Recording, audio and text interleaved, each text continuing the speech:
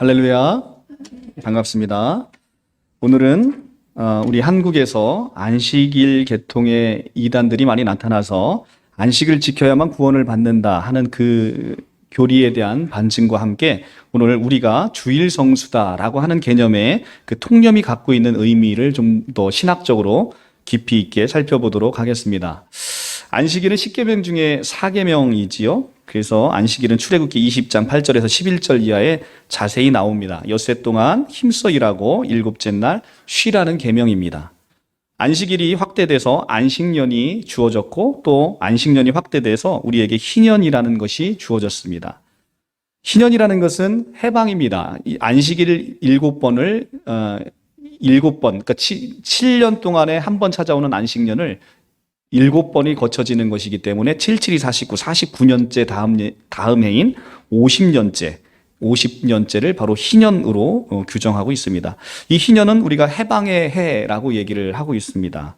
해방의 해, 이 희년은 하루 종일 나팔을 부는데 이 나팔의 의미가 바로 안식을 선포하는 의미 외에 자유를 공포하고 새로운 출발을 알리는 그런 의미가 있습니다. 그래서 레위기 25장 10절에는 모든 주민을 위하여 자유를 선포하라 이렇게 이야기를 하고 있습니다. 그래서 희년은 안식과 자유를 선포하는 것인데 자유가 없이는 억눌린 자들에게 진정한 안식이라는 것은 존재할 수 없습니다. 그래서 자유와 안식은 함께 할 수밖에 없는 것이죠. 이 희년에는 잃었던 모든 기업이 회복이 되고 종되었던 자들은 이제는 종의 신분에서 벗어나서 자유를 누리게 됩니다. 그리고 죄수들은 감옥에서 풀려나게 되고 빚진 자들은 모든 부채를 탕감받게 됩니다. 땅으로 안식을 누리고 있는 그 모든 땅의 소산은 이스라엘 모든 백성들의 공동 소유가 되게 되는 것입니다. 이렇게 굉장히 안식은 소중한 것입니다. 지금 화면이 굉장히 어둡게 나오는데 좀 화면 조정 한번 해보셔야 될 것 같습니다. 네. 자, 그래서 이 레위기의 이 안식과 이 희년은 우리에게 있어서 모든 것이 리셋되는 것입니다. 모든 것이 리셋돼서 처음부터 새로 시작할 수 있는 거예요. 그러니까 우리가 지금 만약에 이 땅에서 살아가는 동안에도 어떤 분들은 빚을 많이 지기도 하고 또 어려운 고통 가운데도 있기도 합니다. 그런데 그 모든 것이 어느 날 우리에게 해방으로 선포된다고 한다면 그것은 참으로 기쁜 소식이 아닐 수가 없습니다. 그런데 바로 이 예수 그리스도께서 우리 인생의 희년으로 오셨다는 거예요. 세상에서 지치고 힘든 모든 이들에게 참 기쁨의 소식입니다. 그분 안에 있으면 모든 것이 다시 시작된다는 것입니다. 그분 안에 있으면 모든 것이 리셋된다는 거예요. 리셋. 처음부터 다시 시작되는 거예요. 예수 안에서 우리는 참 자유함을 누릴 수밖에 없는 것이죠. 그래서 예수께서 이 땅에 오셨을 때 인류는 믿는 자든 믿지 않는 자든 그분으로 말미암아 기원을 삼았습니다.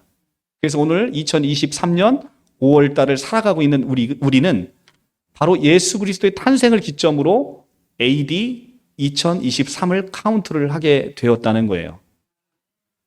이것은 너무나 놀라운 얘기입니다. 예수님이 오시기 전에 우리는 BC를 살아가고 있습니다. BC, Before Christ, 예수 이전이라는 거예요. Before Christ는 예수 이전입니다. 예수를 만나기 전에 우리 인생은 모두가 BC인 것이죠. 그런데 예수를 만나게 되면 우리 인생은 이제 주님의 해인 아노 도미니, AD라고 우리가 표시하죠. 아노 도미니, AD 1년, 2년, 3년을 살아가게 되는 거죠. 저도 이제 예수를 믿은 지 어느덧 한 몇십 년 지나서 이제 AD 한 3, 40년 가까이를 이제 살아가고 있습니다. 이렇게 우리 인생은 예수 그리스도의 탄생으로 말미암아 AD를 살아가고 희년이 선포되는 것이죠. 이제는 모든 것이 우리의 모든 어둡고 흑암에 가득했던 우리의 과거는 이제는 예수 안에서 모든 것이 덮어진다는 것을 우리에게 보여주고 있습니다. 자, 이렇게 안식일과 안식년과 희년의 모든 실체는 다름 아닌 안식일의 참 주인이신 예수 그리스도 그분께서 실체가 된다는 것입니다. 그래서 안식일과 희년은 우리가 모든 것들의 이 제도는 제도 안에서 우리는 모든 걸 용서함을 받잖아요. 채무도 탕감받고 종이었던 사람은 종의 신분에서 벗어나고 그리고 모든 죄수들이 풀려나는 이 놀라운 이 희년의 선포가 예수 그리스도께서 이 땅에 오심으로 우리에게 비로소 선포되는 것을 우리가 보게 됩니다. 누가복음을 한번 보겠습니다. 누가복음 4장입니다. 누가복음 4장입니다. 제가 가진 성경으로 94쪽입니다. 94쪽. 신약 성경 누가복음 4장 16절입니다.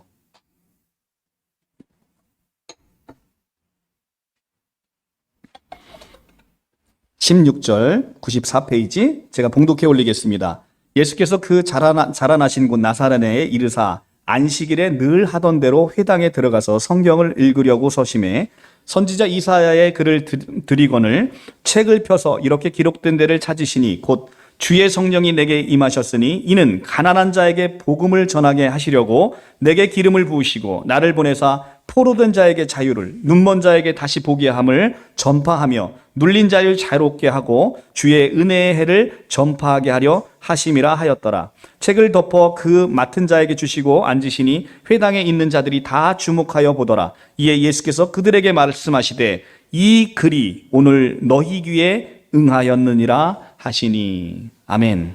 지금 예수 그리스도는 자신이 희년으로 이 땅에 오셨고 여러분들에게 희년을 선포하고 있는 것이고 오늘 그 말씀이 너희 귀에 응했다라고 지금 선포를 하고 있습니다. 그러니까 우리는 이 말씀을 믿음으로 취하게 되면 우리 인생은 이제는 포로된 자에서 자유를, 눈먼 자가 다시 보게 됨을, 그리고 이 눌린 자가 자유롭게 됨을 오늘 이 희년의 선포를 통해서 우리에게 허락하심을 알게 되는 것이죠. 이렇게 예수께서는 우리의 참 희년으로 우리에게 오셨다는 것이 얼마나 감사한지를 모르겠습니다. 오늘 본문 마태복음 12장 1절에서 8절의 말씀을 쭉 보면 안식일의 주인이 바로 누구라고 얘기하십니까? 바로 예수 그리스도. 바로 인자가 안식일의 주인이다 라고 얘기를 하고 있습니다. 오늘 주목할 것은 단순히 날짜로 계산하는 안식일, 희년이 아니라 안식일과 희년 자체이시고 안식일의 참 주인이신 예수 그리스도 안에서 안식하라는 말씀을 우리에게 주고 계시는 거예요. 안식일이라고 해서 안식일은 유대인들에게 있어서는 아무것도 하지 않는 일로 지키고 있습니다. 그러니까 그 본래 의미를 퇴색하고 무엇인가를 일을 하게 되면 그것을 노동으로 여겨서 참 안식을 지키지 못한 자로 여겨지고 또 하나님을 배역하는 자로 이렇게 여겨지고 있습니다.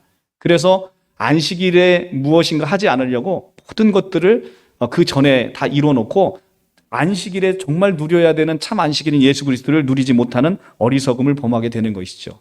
밥을 하려고 전자밥솥에 버튼을 누르는 것도 이것도 안식일을 어기는 것이라고 생각하고 지키는 이 유대인들에게 향해서 예수께서는 지금 이렇게 안식일에 배고픈 자들이 먹게 만드는 것, 이것은 참 안식일의 주인으로서 허락하신 그 안에서 누려지는 인간의 기본적인 권리고 자유다라는 것을 우리에게 오늘 보여주고 있습니다. 예수님을 생명의 근원이신 하나님 그리고 나의 구세주로 믿을 때 그때 비로소 우리는 구약에서 선포된 참 안식일, 참 안식년, 참 희년을 맛보게 되고 해방의 자유를 온전히 누릴 수 있게 된다는 것이죠. 그래서 예수를 믿기 전과 예수를 믿기 후 우리는 믿은 후 우리 인생은 이제는 AD 인생을 살아가게 돼서 그리스도 안에 있는 참 안식을 온전히 누릴 수가 있게 된다는 것입니다. 호세아 2장 11절에 내가 그의 모든 희락과 절기와 월삭과 안식일과 모든 명절을 폐하겠다고 이렇게 예언해 주셨습니다. 그래서 이 호세아 예언이 그대로 골로새서 2장 12절에서 17절에 이루어졌음을 우리가 보게 됩니다. 우리 골로새서를 한번 가서 보겠습니다. 골로새서 신약성경 326쪽입니다. 326쪽. 골로새서 326쪽입니다. 호세아 선지자를 통해서 모든 희락과 절기와 월삭과 안식일과 모든 명절을 이제는 폐하버리겠다라고 이야기를 하시면서 실제 예수께서 오셔서 그 모든 율법을 완성하셔서 이제는 더 이상 그것으로 인해서 누구도 정죄하지 못하도록 우리에게 말씀해 주고 계십니다. 2장 12절입니다. 너희가 세례로 그리스도와 함께 장사되고 또 죽은 자들 가운데서 그를 일으키신 하나님의 역사를 믿음으로 말미암아 그 안에서 함께 일으키심을 받았느니라. 그렇습니다. 우리는 예수께서 십자가에 달려 죽으실 때 함께 죽고 함께 장사되고 부활할 때 함께 일으킴을 받았습니다. 또 범죄와 육체의 무할례로 죽었던 너희를 하나님이 그와 함께 살리시고 우리의 모든 죄를 사하시고 우리를 거스리고 불리하게 하는 법조문으로 쓴 증서를 지우시고 제하여 버리사 십자가에 못 박으시고, 자, 우리를 거스리고 불리하게 하는 모든 법조문을 이제는 제하시고 십자가에 못 박아 버렸답니다. 통치자들과 권세들을 무력하게 하여 드러내어 구경거리로 삼으시고 십자가로 그들을 이기셨느니라. 자, 우리가 세상을 이기는 힘은 어디 있습니까? 바로 십자가입니다. 십자가로 모든 세상을 이기셨습니다. 그러므로 먹고 마시는 것이나 절기나 초하루나 안식일을 이유로 누구든지 너희를 비판하지 못하게 하라라고 얘기합니다. 이제 안식일을 지키지 않는다고 해서 누구든지 그것을 비판하지 못하게 만들으라라고 얘기를 하고 있습니다. 17절, 이것들은 장래일의 그림자나 몸은 그리스도의 것이니라. 자, 이것들은 무엇입니까? 바로 앞에 나오는 것입니다. 절기나 초하루나 안식일, 모두 이런 것들은 장래일의 그림자라는 것입니다. 그러니까 장래일의 그림자를 나타내는데 그 몸은, 그 실체는 누구냐면 바로 그리스도가 그 실체라는 것입니다. 그러니까 우리가 안식일을 지켰던 것도, 우리가 희년을 지켰던 것도, 안식년을 지켰던 것도, 이것도 다 누구를 위한 것이었던 거예요? 바로 오실 참 실체이신 예수 그리스도를 모형으로 미리 보여주고 있다는 거죠. 예수께서 이 땅에 오셨을 때 어떤 일을 하시는지 우리에게 이 말씀을 통해서 미리 보여주셨다는 겁니다. 그럼에도 오늘도 여전히 율법과 안식일을 지켜야만 구원에 이른다는 이단들이 나타나 있습니다. 그것이 바로 안식교 계열의 이단, 안상홍 증인의 하나님의 교회, 이런 교회들이 지금 율법과 안식일을 지켜서 구원에 이르게 되는 그런 반복음적인 말씀을 선포하고 있는 거죠. 예수께서는 율법을 폐하러 오신 분이 아니라 율법을 다 이루셔서 우리에게 이미 선물하고 계심을 성경은 우리에게 보여주고 있습니다. 예수께서는 율법을 완성하셨습니다. 율법을 완성하셨다는 건 더 이상 율법을 지켜야 될 필요가 없어졌다는 거예요. 그러니까 그것을 우리에게 그대로 선물한 것이죠. 그러니 예수께서는 이 땅에 오셨을 때 단지 우리의 구속 제물로만, 구원의 제물로만 우리에게 드려진다고 한다면 태어나서 바로 돌아가셨으면 됩니다. 그분이 굳이 33년의 그 긴 삶을, 인생의 삶을 살 이유가 없었다는 거예요. 그런데 그 33년의 삶을 사신 이유는 바로 우리 때문인 것이죠. 우리 때문에 하나님께 온전히 순종한 한 인간이 필요했는데 바로 예수께서 하나님의 마음에 흡족한 한 삶을 사셔서, 그것을 사신 것은 그 안에 우리를 담고 그 길을 사셨다는 거예요. 그러니까 여러분은 사실은 그때 태어나지도 않았지만 하나님의 그 전능하심으로 인해서 예수 몸에 담겨서 예수님이 그 살아갈 때 함께 하나님의 온전히 순종하는 삶을 여러분도 함께 예수와 함께 살아내셨다는 것입니다. 그래서 하나님이 우리에게 그걸 선물로 주셨다고 이야기하고 있는 거죠.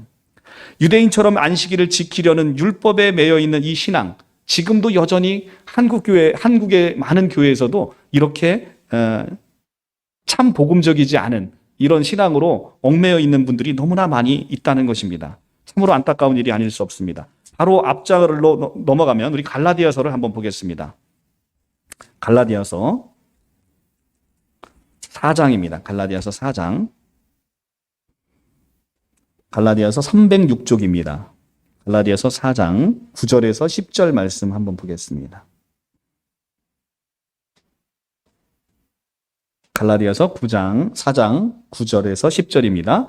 이제는 너희가 하나님을 알 뿐 아니라 더욱이 하나님이 아신 바 되었거늘 어찌하여 다시 약하고 천박한 초등학문으로 돌아가서 다시 그들에게 종로로 타려 하느냐. 너희가 날과 달과 절기와 해를 삼가 지키니 내가 너희를 위하여 수고한 것이 헛될까 두려워하노라. 자, 이렇게 날과 달과 절과 해를 율법으로 지키는 것은 바로 이렇게 믿음의 선진들이 우리를 위해서 수고한 것이 헛되게 만드는 것이라고 아니할 수가 없습니다. 그래서 이렇게 율법을 지켜서 구원을 얻는다는 것은 예수 그리스도께서 율법을 이루시기 위해서 33년의 삶을 온전히 살아간 그 모든 공로를 아무런 의미 없이 만들게 되는 것입니다. 우리 새 언약의 백성들은 이제 율법의 완성이신 예수 안에서 감사와 기쁨과 자유를 누리고 그 마음으로 이웃을 사랑하는 것이 진정한 율법의 정신이다라고 얘기해 주고 있습니다. 안식일의 규정을 지키는 것은 이제는 더 이상 신앙의 목적이 되지 않습니다. 하나님을 더 사랑하고 이웃을 더 사랑하기 위해서라면 나의 안식이 침해되더라도 그것이 하나님의 마음에 부합될 수 있음을 우리가 보게 되는 것입니다. 자, 마가복음 3장 1절에서 6절의 말씀을 보면 안식일에 선을 행하는 것, 그리고 안식일에 생명을 구하는 것이 진정한 안식일의 정신임을 우리에게 보여주고 있습니다. 안식일이라고 하니까 아무것도 하지 말라고 하니까 사람이 죽어가고 있는데 그 사람을 내몰라라 하고 있습니다. 안식일을 거룩하게 지키라고 하니까 내 이웃이 굶어 죽고 있는데 그 이웃을 내가 돌보지 않고 있다는 거예요. 그것은 안식일의 참된 의미가 아니라는 것입니다. 우리가 너무나 오랫동안 예수 믿는다는 이유로 예수 믿는다는 사람이 얼마나 세상 가운데 손가락질을 받았습니까? 그것은 바른 복음에서 기초하지 않기 때문에 그런 현상이 벌어진 거예요. 우리가 지금 어린이 주일과 어버이 주일로 이제 이번 주 다음 주를 이제 우리 교회에서도 지키고 있습니다. 그런데 자기 부모에게 효도하지 않는 자가 이 땅에 와서 하나님을 사랑한다고 이야기하는 것 자체가 이율배반적이라는 거예요. 물론 각자의 상처들이 있겠죠. 부모님으로부터 상처가 있겠죠. 그렇지만 가족은 그럼에도 불구하고 내가 그 영혼을 끌어안고 그 영혼을 사랑하고 그 영혼에게 내가 할 수 있는 최선을 다하는 것, 그것이 바로 하나님을 사랑하는 길이라는 것입니다. 내가 예수 믿는다는 이유로, 교회 가야 된다는 이유로 다른 형제들 다 모여 있는데 나는 늘 그 자리에 빠져 있어요. 가족이 정말로 이 애경사가 있는데 그 자리에 나는 빠져 있어요. 그것은 크리스찬으로서 참된 덕이 되지 못한다는 것이죠. 그 영혼을 보면서 야, 저런 예수 믿는 사람이라면 나는 예수 안 믿겠다고 하는 사람들이 얼마나 많습니까? 그런 사람들로 인해서 우리 교회가 지금 이렇게 힘을 잃어가고 있다는 것이죠. 우리가 하나님을 섬긴다는 것은 이 주일에 와서 잠깐 내가 예배드림으로 하나님을 섬길 수 있는 게 아닙니다.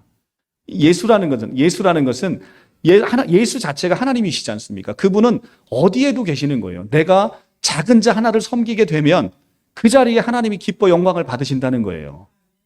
그러니까 우리는 이제는 더 이상 율법에 얽매여 계시지 마시고 내가 하나님의 참된 사람으로서, 이제 하나님의 사람으로서 거듭난 자는 하나님의 사랑이 내 안에 있어서 그것을 실천해내는 자라는 것을 우리에게 보여드리고 있습니다. 자, 이처럼 우리가 안식일에 예배를 드려야 구원을 받을 수 있다고 하는 이런 이단들은 우리가 철저하게 반복음적인 것을 우리가 보게 됩니다. 그런데 우리는 어떠합니까? 안식일 계통의 이단들은 그렇다 치자고요. 그런데 오늘날 이 주일성수라는 말의 의미가 너무나 우리 성도님들에게 있어서는 무거운 율법 아래 놓여 있는 말로 쓰이게 되었다는 거예요. 자, 주일을 거룩하게 지키자라는 구호입니다. 그죠? 주일을 거룩하게 지키는 것을 한자로 그냥 주일성수 이런 단어를 쓰고 있는데 그 자체로서는 참으로 귀한 말입니다. 그런데 이 말이 주일을 거룩하게 지켜서 구원받도록 하자라는 말을 의미한다고 한다면 이것은 반복음적인 구호가 될 수 있다는 거예요.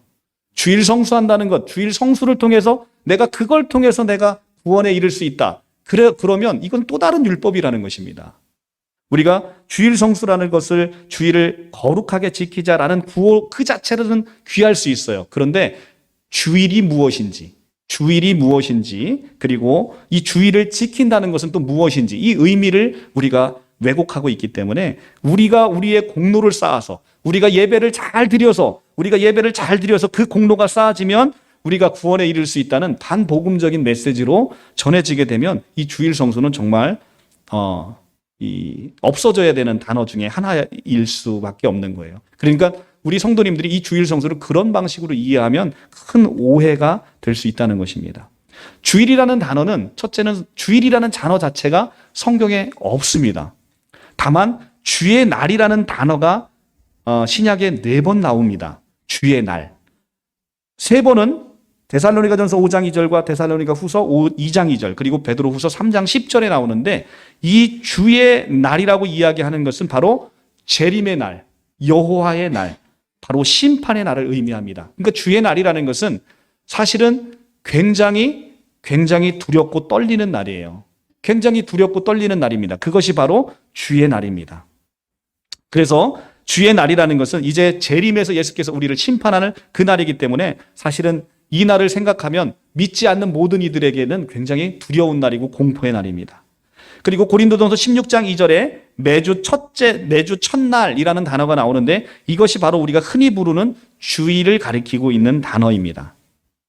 그리고 안식 후 첫날이라는 단어가 6번이 나오는데 바로 이 안식 후 첫날이라는 단어가 우리가 흔히 부르는 주일이라는 단어입니다. 매주 첫날을 주께 드린다라는 의미에서 주일 성수라는 개념은 참으로 귀하고 복된 의미가 있는 단어입니다. 매주 첫날을 주께 온전히 드린다라는 의미. 우리는 사실은 이 주일 성수를 그런 의미로 쓰고 있는 것입니다. 참으로 귀한 단어이죠. 그런데 우리가 한 가지 더 고민해 봐야 될 것은 무엇이냐면 매주 첫날을 하나님께 온전히 드린다라고 하면서 이 주의 날을 이 주일을 주의 날로 우리가 생각한다면 바로 월요일부터 그럼 토요일 이 날은 주의 날이 아니고 나의 날인가? 라는 것을 우리가 생각해 볼 수 있다는 거죠. 주일 성수를 하게 되면 주일은 온전히 하나님께 드리고 나머지는 내가 온전히 갖는 날이라고 생각하게 될까봐 굉장히 우려가 된다는 것이죠. 우리가 11조를 할 때 10의 1을 하나님 것으로 드린다라는 표현을 쓰고 있죠. 참으로 귀한 신앙의 고백이에요. 그런데 그러면 10의 9는 내 것이냐? 라는 생각을 우리가 갖게 된다는 거죠. 그것은 아니라는 것입니다. 우리가 11조를 통해서 나의 삶 전체, 내가 가진 것 전체가 바로 하나님의 것이라는 고백을 하는 거예요.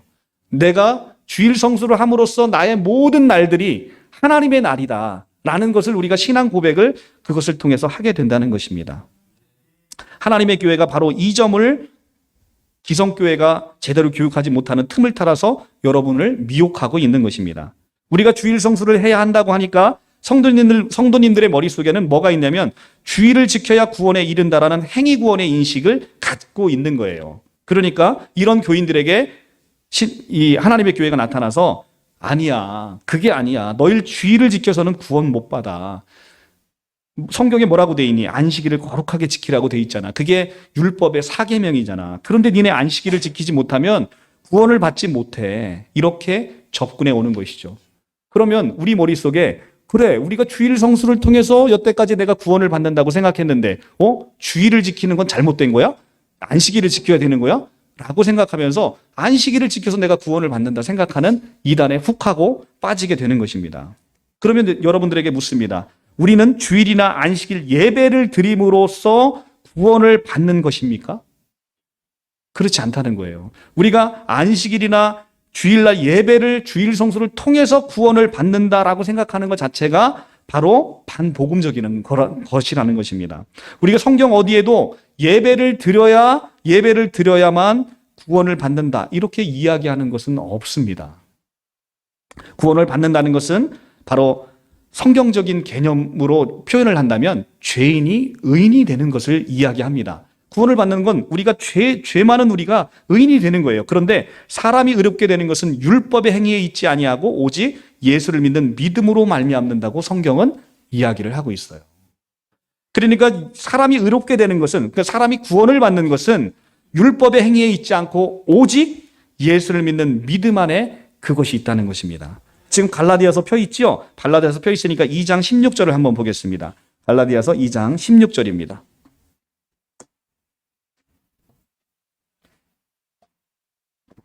갈라디아서 2장 16절입니다.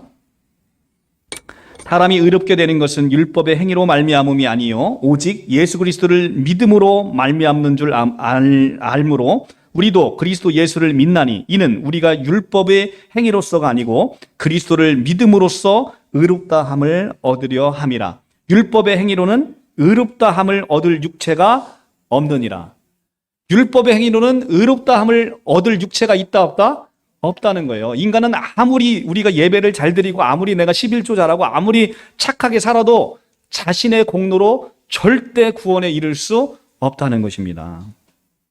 그런데 오늘날 많은 성도님들이 자신이 내가 11조 잘하고 교회에서 봉사 열심히 하고 내가 예배 잘 드리면 하나님이 나를 이뻐하셔서 내가 구원을 받을 수 있을 것이다 라고 생각을 하는 것은 하나님의 은혜의 공로를 우리가 받지 못하는 자들입니다.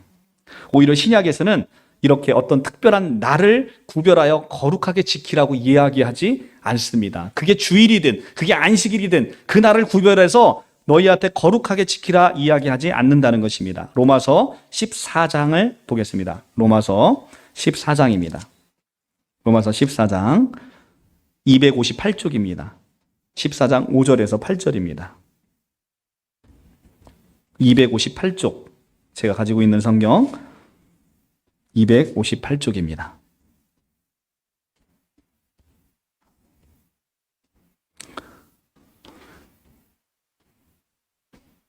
어떤 사람은 이 날을 전날보다 낮게 여기고 어떤 사람은 모든 날을 같게 여기라니 각각 자기 마음으로 확정할지니라. 나를 중히 여기는 자도 주를 위하여 중히 여기고 먹는 자도 주를 위하여 먹으니 이는 하나님께 감사함이요 먹지 않는 자도 주를 위하여 먹지 아니하며 하나님께 감사하느니라. 우리 중에 누구든지 자기를 위하여 사는 자가 없고 자기를 위하여 죽는 자도 없도다. 우리가 살아도 주를 위하여 살고 죽어도 주를 위하여 죽나니 그러므로 사나 죽으나 우리가 주의 것이로다. 아멘. 이것이 바로 우리의 신앙 고백입니다. 우리가 어떤 사람은 주일을 귀하게 여기고 어떤 사람은 안식일을 귀하게 여기고 어떤 사람은 월요일을 귀하게 여기는 것 다 무방하다는 것입니다. 그래서 우리가 주일 성수의 개념을 그날을 지킴으로 구원과 연결을 짓는다면 이것은 반복음적인 개념입니다. 오히려 주일 성수라는 것은 이 특별한 날, 안식 후 첫날을 지키는 것이 아니라 우리의 매일의 삶을 주 그리스도 예수 안에서 연합하여 참 안식을 누리고 하나님 아버지와 그 아들 예수 그리스도와 더불어 누림으로써 우리의 몸을 우리의 삶을 하나님의 기뻐하는 거룩한 산 제물로 드리는 것, 이것을 참된 주일 성수라고 우리가 정의할 수 있겠습니다.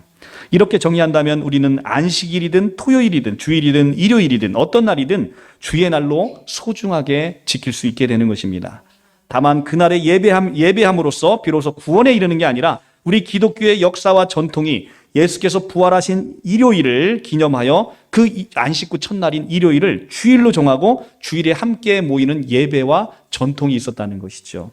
그 전통에 따라서 우리는 지금 주일에 이렇게 모여 함께 예배하는 것입니다. 근데 그 전통은 참으로 귀한 것이죠. 우리가 한 날을 어찌됐든 모이는 날로 선택할 수밖에 없는 거예요. 그런데 그 날이 오늘로 허락되지 않는 분들은 그 안에서도 자유함을 누리셔도 됩니다. 그 안에서도 우리가 오늘 비록 이렇게 꼭 오늘 모이지 못한다 하더라도 우리에게는 이 모임을 사모하는 마음이 있잖아요. 그리고 하나님을 사모하는 마음이 있잖아요. 그러면 하나님은 사람은 외모를 보나 하나님은 그 마음의 중심을 보신다고 말씀하시잖아요.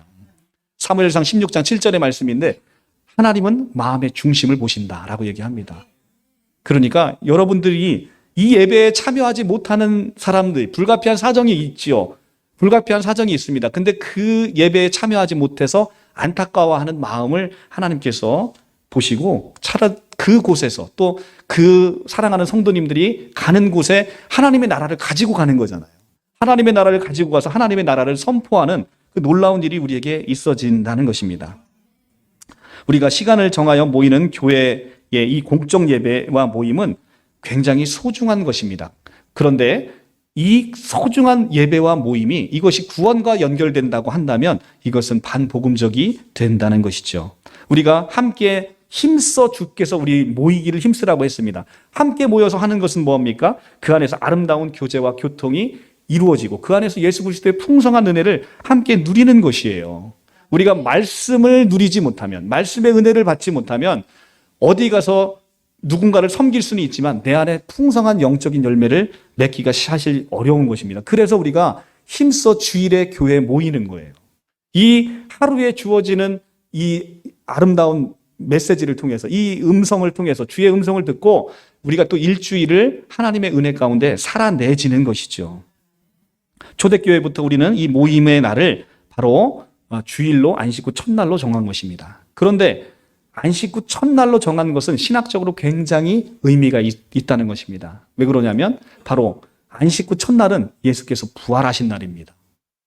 예수께서 부활하신 날, 바로 그날이 바로 주일입니다. 일요일입니다. 그리고 안식 후 첫날 제자들이 이제 예수를 섬기는 자들이 잡으러 올까봐 무서워서 숨어 있는데 그때 숨어 있는 날 안식 후 첫날에 계속해서 부활하신 예수님이 나타나셨어요. 그리고 도마가 다시 없는 자리에서 나타나니까 도마가 나는 믿지 못하겠다 하시니까 도마가 있는 그 자리에 또 나타나셨는데 그날이 또 주일입니다. 그러니까 주일 계속 부활하신 예수님이 나타나니까 사도들은 자연스럽게 주일날 모이게 된 거예요.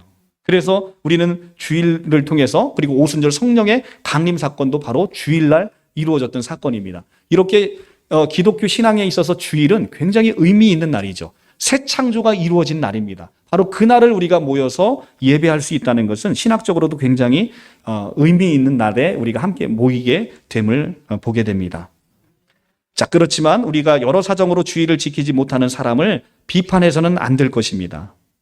오히려 주의를 참석하지 못하여서 남들이 받고 있는 이 은혜와 경험을 현장에서 드리지 못하는 그 안타까움을 우리가 헤아릴 수 있어야 될 만큼 교회는 성숙해야 된다고 생각이 됩니다. 그리고 더욱더 그럴수록 우리가 이 자리가 더 은혜의 자리가 되어야 될 것입니다. 그러면 교회 오지 말래도 막 오시는 거예요. 바로 우리 사랑하는 우리 바른복음 생명교회 성도님들처럼 정말 멀리서 오시잖아요. 서울에서 오시지, 인천에서 오시지, 뭐 경주에서도 오시지.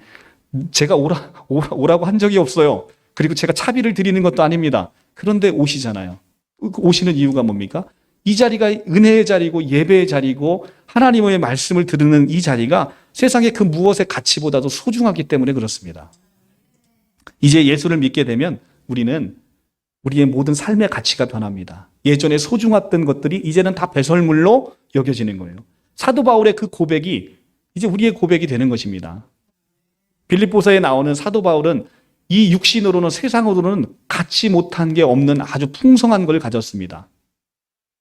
율법으로는 완벽한 자입니다.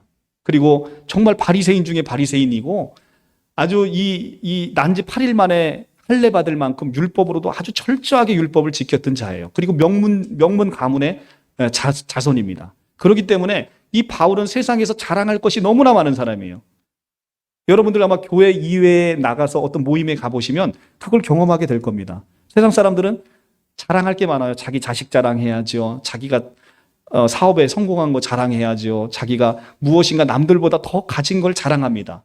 여성분들은 또 미모를 자랑합니다. 그죠? 그런데 그 모든 것들이 다 예수 믿는 그 순간에 이 모든 것들은 이제는 나에게는 큰 의미가 없어지는 거예요. 나에게 참 소망은 예수께서 우리에게 주시는 참 구원의 은총이요, 구원의 이 예수의 생명이요, 바로 하나님의 나라가 우리에게 주어지게 되면 이 모든 것들은 우리 삶에 큰 의미를 갖지 못하게 된다는 것이죠.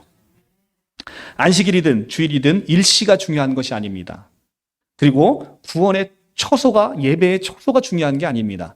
우리가 신천지가 꼭 예배의 초소, 구원의 초소를 강조하고 있지요. 그런데 요한복음 4장의 수가성 여인과의 대화를 통해서 예수께서는 참 예배의 개념을 우리에게 알려주십니다. 당시 사마리아인들은 그리심산에서 예배를 했는데 유대인들은 예루살렘의 성전에서만 예배해야 된다라고 그렇게 생각하고 있었어요. 그랬더니 예수께서 이 땅에 오셔서 바로 여자여 내 말을 믿으라. 이 산에서도 말고 예루살렘에서도 말고 너희가 하나님을 예배할 때가 오나니 그게 바로 지금이다 라고 하면서 너희가 영과 진리로 예배하는 날이 올 것이다 라고 얘기를 하십니다. 장소가 중요한 게 아니라는 거예요. 그리심산이 중요한 게 아니라 예루살렘 성전이 중요한 게 아니라 신천지가 중요한 게 아니고 기성교회가 중요한 게 아니고 그게 아니라 참 영과 진리로 예배하는 자를 하나님이 찾아오신다는 것입니다. 그래서 요한복음 4장 24절은 영이신 하나님께서 자기를 예배하는 자를 어디든 찾아오신다고 얘기하시는 겁니다. 우리가 지금 여기서 예배하나, 우리 다음 주에는 이제 연합 예배 가잖아, 야외로 가잖아요. 야외에서 하나님을 찬양할 때 하나님은 그곳을 찾아오신다는 거예요. 우리와 예배와 경배를 받기 위해 그곳에 찾아오신다는 거예요. 여러분들이 이제는 어버이 주일입니다. 어버이 주일 못 가신 분들 꼭 어버이 찾아가시기 바랍니다. 거기에 가면 바로 그 자리에 내가 하나님의 마음을 품고 가게 되면 그 자리에 누가 오신다는 거예요? 바로 하나님께서 그 자리에 영과 진리로 예배하는 여러분을 찾아오시고 여러분들의 그 섬김의 예배를 받으신다라고 얘기하고 있는 것입니다. 예배라는 것은 근본적으로 구별된 성도의 삶을 향한 하나님의 부르심입니다. 그래서 주일뿐만 아니라 항상 하나님을 예배하고자 하는 삶에 대한 부르심을 우리에게 지금 요구하고 계시는 것이죠. 이것이 참된 예배라고 하는 것입니다. 예배는 한 장소나 시간에 고립되어 있어서 이제는 그곳에서만 하나님이 영광 받으신다라는 이런 율법적인 생각은 반복음적인 메시지가 되어버렸습니다. 새 언약 아래서는 이것은 있을 수 없는 얘기입니다. 진정한 예배 행위는 끊임없이 예배하는 우리의 삶을 통해서 흘러나온다는 것입니다. 하나님께서 의와 사랑으로 마음을 뜨겁게 해주실 때 이 찬양이 끌어넘치는 삶이 이것이 우리의 가장 참된 예배다라고 얘기를 합니다. 바울은 모든 삶이 예배라는 개념을 강력하게 얘기하기 위해서 로마서 12장 1절 2절의 말씀으로 이렇게 얘기하고 오늘 말씀을 마치겠습니다. 로마서를 한번 보겠습니다. 로마서 12장 1절에서 2절입니다.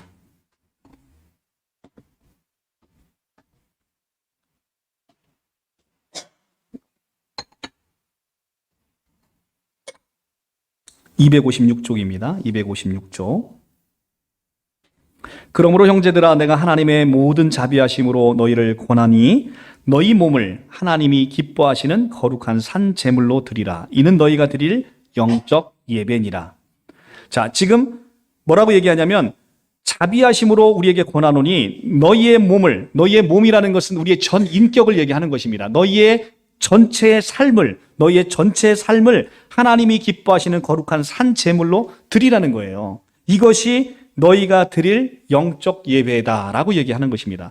영과 진리로 예배하라라고 말씀하셨는데 그 영과 진리로 예배하는 것이 다름 아닌 바로 우리의 삶을 거룩한 산 제물로 하나님께 드리는 것이에요. 어떤 무슨 특별한 일시와 장소에 가서 내가 말씀 듣고 내가 그것에 기도하고 이것이 중요한 게 아니라 내가 어디에 있든 어느 순간이든 내가 하나님을 기억하면서 우리의 삶을 우리의 삶의 전 영역을 예배의 삶이 될 수 있도록 하나님을 경배하는 삶이 될 수 있도록 우리의 삶을 하나님께 드리라는 것입니다. 그러면 하나님께서 마침내 주께서 너희를 우리 주 예수 그리스도의 날에 책망할 것이 없는 자로 끝까지 견고하게 하시리라. 고린도전서 1장 8절의 말씀입니다. 바로 이겁니다. 주께서 다른 분도 아니에요. 주께서 너희를 우리 주 예수 그리스도의 날에 책망할 것이 없는 자로 끝까지 견고하게 하시리라. 그 일을 하나님이 하시겠다는 겁니다. 여러분은 여러분의 삶을 하나님께 내어드리면 되는 거예요. 그러면 그분이 운전하셔서 여러분을 마지막 그리스도의 날에 책망할 것이 없는 자로 여러분을 만들고 세워놓으시겠다는 거예요. 근본적으로 안식교 계열의 이단이나 신천지가 모르는 것이 바로 이 예배의 개념입니다. 예배라는 것은 제사가 아닙니다. 예전엔 구약에는 제사를 드림으로 죄사함을 얻었지만 이제 이 죄사함을 예수 그리스도께서 자기 몸으로 희생제물이 되어 영원 단번 제사를 이루심으로 이제는 속죄를 위해서 다시는 제사 드릴 것이 없다라고 히브리서에서 우리에게 명확하게 이야기해주고 있는 거예요. 그 대제사장이 이미 자기의 몸을 들여서 여러분의 모든 속죄의 제사를 다 드렸다는 겁니다. 할렐루야 아니겠습니까? 자, 너무 중요한 성경 말씀이라 우리 이것까지만 보고 가겠습니다. 히브리서 10장입니다. 히브리서 10장 8절에서 18절입니다. 363쪽입니다. 363쪽입니다. 히브리서 10장 8절. 위에 말씀하시기를 주께서는 제사와 예물과 번제와 속죄제는 원하지도 아니하시고 기뻐하지도 아니하신다 하셨고 이는 다 율법을 따라 드리는 것이라. 자, 그런데 지금 뭐라고 얘기합니까? 주께서는 제사와 예물과 번제와 속죄제를 원하지 아니하신다라고 하는데 우리는 끊임없이 뭐를 합니까? 끊임없이 제사 드리고 있어요. 끊임없이 예물을 드리면서 하나님을 기뻐하게 하려고 하시고 있어요. 번제 드리고 속죄제를 원하지도 아니하신다는데 끊임없이 그걸 하려고 있어요. 여기 교회 와서 헌금 많이 하면 하나님이 기뻐하십니까? 절대 그렇지 않다는 거죠. 내 마음의 중심이 중요하다는 거예요. 과부의 두 렙돈을 귀하게 보시는 분이 바로 하나님이시라는 것입니다. 많이 드리고 적게 드리고가 중요한 게 아니라는 거예요. 내가 이 마음을 가지고 하나님의 말씀을 사모하는 마음을 갖고 그 멀리서 오늘 달려오신 여러분들의 걸음 한 걸음은 하나님이 축복하시고 하나님이 기뻐 받으신다는 거예요. 무엇을 해서가 아닙니다. 여기 오셔서 그냥 내가 너무 육신이 고단해서 주무셔도 상관없어요. 여러분이 하나님을 생각해서 달려오는 그 마음을 하나님 기뻐 받으신다는 거죠. 그 후에 말씀하시기를 보시옵소서 내가 하나님의 뜻을 행하러 왔나이다 하셨으니 그 첫째 것을 폐하심은 둘째 것을 세우려 하심이라. 이 뜻을 따라 예수 그리스도의 몸을 단번에 들이심으로 말미암아 우리가 거룩함을 얻었노라. 그리스도의 몸을 단번에 들이심으로 말미암아 우리가 거룩함을 얻을 것이다 얻었노라. 우리가 거룩함을 얻었습니다. 이미 거룩함을 얻은 자들이기 때문에 오늘 와서 하나님을 찬송하게 되는 거예요. 제사장마다 매일 서서 섬기며 자주 같은 제사를 드리되 이 제사는 언제나 죄를 없게 하지 못하였거니와 구약의 제사는 바로 이렇습니다. 제사장이 아무리 제사를 지내도 언제나 죄를 없게 하지 못합니다. 그러나 오직 그리스도는 죄를 위하여 한 영원한 제사를 드리고 하나님 우편에 앉으사 그 후에 자기의 원수들이 자기의 발등상이 되게 하실 때까지 기다리시나니 그가 거룩하게 된 자들을 한 번의 제사로 영원히 온전하게 하셨느니라. 예수 그리스도의 십자가 제사로 이제는 한 번의 제사로 여러분들을, 거룩하게 된 여러분들을 영원히 온전하게 하셨느니라. 이것은 이미 이루어진 현재 완료로 우리에게 주어지고 있어요. 여러분들이 이렇게 예수 그리스도의 십자가의 죽으심으로 이제 영원히 온전하게 되셨습니다. 여러분들 이 대제사장의 선포가 지금 여러분들에게 주어졌다는 것입니다. 17절입니다. 또 그들의 죄와 그들의 불법을 내가 다시 기억하지 아니하리라 하셨으니 이것들을 사하셨은즉 다시 죄를 위하여 제사 드릴 것이 없느니라. 아멘. 이겁니다. 이제 여러분들은요, 우리가 하는 거 뭡니까? 평생 살면서 하는 게 죄 짓는 것밖에는 하는 게 없어요. 그게 바로 우리 옛 아담의 본성이라는 거예요. 우리가 여기 다 거룩한 척 하고 있잖아요. 그런데 우리는 살면서 누구나 하는 것, 죄 짓는 것밖에 하는 게 없어요. 누구를 미워하면 미워하는 자는 살인하는 자래요. 그런데 우리가 이 모든 죄악에서 어떻게 벗어날 수 있고 자유로울 수 있습니까? 그런데 이 모든 죄에서 예수께서 영원 단번 제사로 여러분들을 깨끗하게 하시고 온전하게 하시고 여러분들의 이 모든 죄를 위하여 영원 단번 제사를 드림으로 더 이상 여러분들이 제사 드릴 것이 없다는 것입니다. 그러니까 여러분들 이 주일날 제사 드리러 오지 마십시오. 절대로 이 주일날 헌금하러 오지 마시라는 거예요. 주일날 봉사하러 오지 마시라는 거예요. 그냥 하나님이 좋아서, 하나님의 말씀이 사모돼서, 그리고 여기 와서 교인들과 함께 어울려서 교제와 교통을 나누어서 그 안에 있는 그리스도의 영과 내 안에 있는 그리스도의 영이 만나서 함께 기뻐 춤추는 그 현장을 사모해서 오시기 바랍니다. 이것이 바로 안식일과 주일 성수를 해야 한다는 참된 의미가 바로 여기에 있는 것입니다. 여러분들, 내가 가장 사랑하는 친구가 주일날 결혼하는데 나 어떻게 해야 되냐고 청년들 물어봅니다. 뭘 어떻게 합니까? 사랑하는 친구한테 가야지요. 사랑하는 친구한테 가서 축하해주고 한마디 딱 질르고 와야죠. 너 다음부터 주일날 결혼하면 나 다시 안 온다. 이렇게 얘기를 해야죠. 여러분들 그걸 왜 고민하고 계십니까? 그 고민할 일이 아닙니다. 거기서 하나님의 나라를 선포하셔야죠. 그죠? 내 가장 소중한 친척이 지금 큰일을 당해서 오늘 발인이에요. 내가 주일날 예배 드려야 되나 발인날 가야 되나 그걸 왜 고민하고 계십니까? 거기 가셔서 그들을 참 위로해 주셔야죠. 그죠? 이것이 바로 예수께서 우리에게 진정한 안식일의 의미로 안식일의 참 주인께서 우리에게 명령하신 것이 바로 이것입니다. 그 안에서 참 자유함을 누리시기 바랍니다. 여러분들이 어디서 계시든 이 자리를 사모하는데 사모하지 못하는 그 안타까운 마음을 하나님은 그 마음을 기뻐 받으시고 그 마음을 축복하시고 그 마음을 사랑하실 것입니다.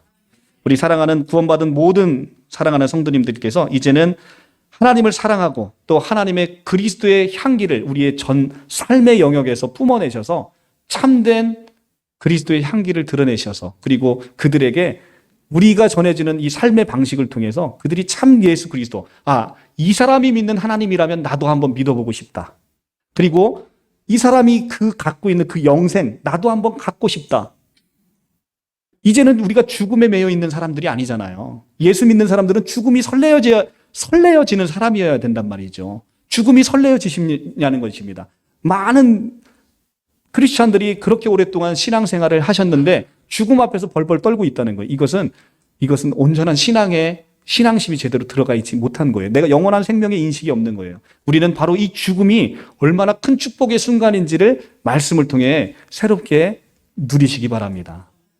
그러면 여러분들이 진짜로 이제는 말씀 안에서 있으면 내가 그토록 소망하고 그토록 내가 기다렸던 우리 예수의 품으로 안기는 그날이 어찌 두려운 날이 되겠습니까?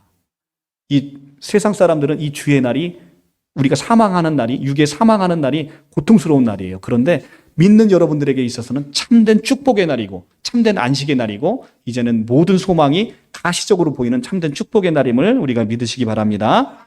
자, 이렇게 우리 사랑하는 성도 여러분, 이제 주일 성수라는 개념, 우리가 율법적으로 드리는 것 이런 거 다 없애버리십시다. 그리고 우리가 진짜 구원받은 자로서의 기쁨과 감사함으로 우리 모든 것이 이루어지기를 간절히 소망합니다. 기도하겠습니다.